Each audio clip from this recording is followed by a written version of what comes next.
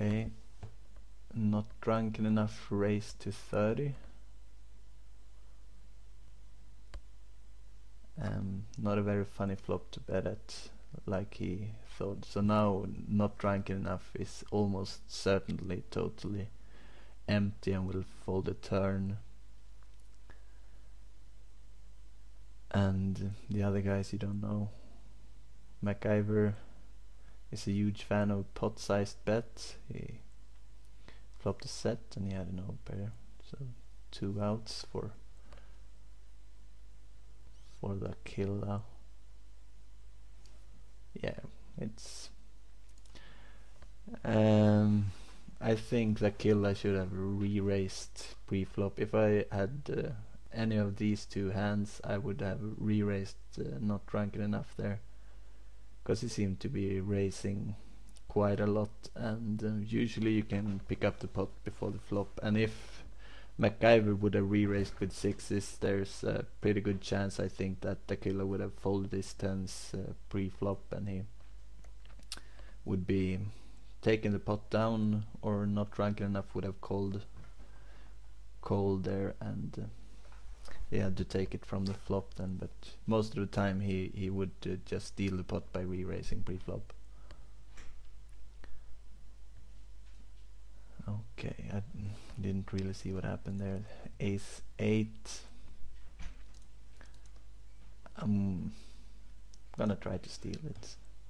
I really like to raise limpers, and Ace Roader limps a lot of times, and he doesn't seem to be the tricky type that limps and then re-raises. So, and this is kind of a tricky flop. I'm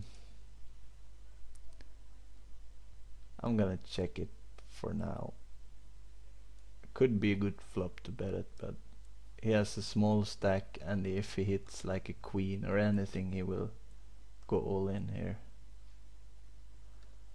And it's 4-handed, so I think it's a good time to check.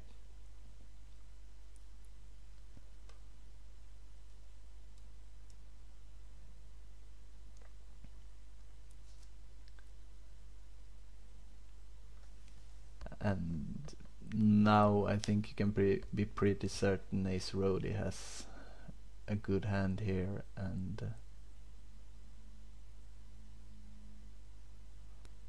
I don't think he would bet a draw. He just takes down the pot. And Jack 9 suited, I'm gonna raise. And if I get re-raised by the killer here, or maybe the not drunken enough, I would probably call, because we all got pretty much chips, like 1.5 buy-in. A little bit tricky flop to play. There's a kind of big chance that the other guys hit, and I got a straight draw and a pair. I'm gonna bet 80 into the pot of 112 and see where I'm at. It's pretty hard though, because when the flop comes like this, it's, if they have a queen, they would probably just call, because it's a big chance somebody has got a really big hand when the cards comes like this in sequence. So I won't really know where I stand here when I get 2 callers, and I'm gonna check it. I don't think I got the best hand right now. And if they are nice enough to give me a free card, that would be nice. So 7 comes, and this is the kind of situation where not drunken enough knows I'm not very strong, and when the killer had the chance to bet the turn and didn't take it, he knows he's probably not very strong either.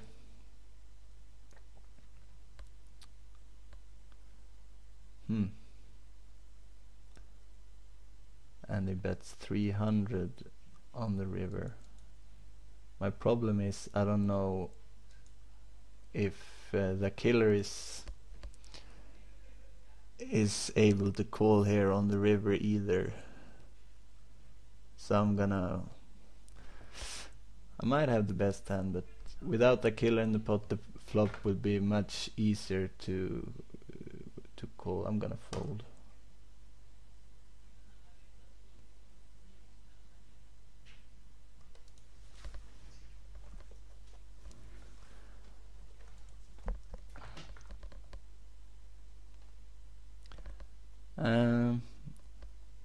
I'm not sure I did the right thing there, but could have had a hand like King 10 or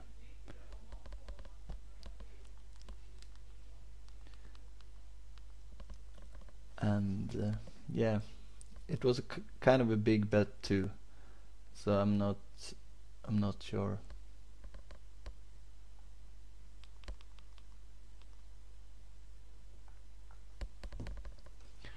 I'm calling with Jack 10. I got a straight flush draw, but I'm gonna check it. Now I'm gonna bet it. 45.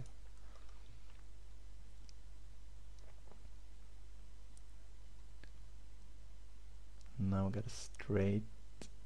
It's a tricky hand, this one, because I will never know. I got a best hand, and unless the 7 of spades comes, of course, I'm gonna make a kind of a small bet, 90. Quickly calls again. Maybe it's on a flush draw. Bets out 80. I'm not gonna fold for sure. I'm not sure if I'm gonna raise.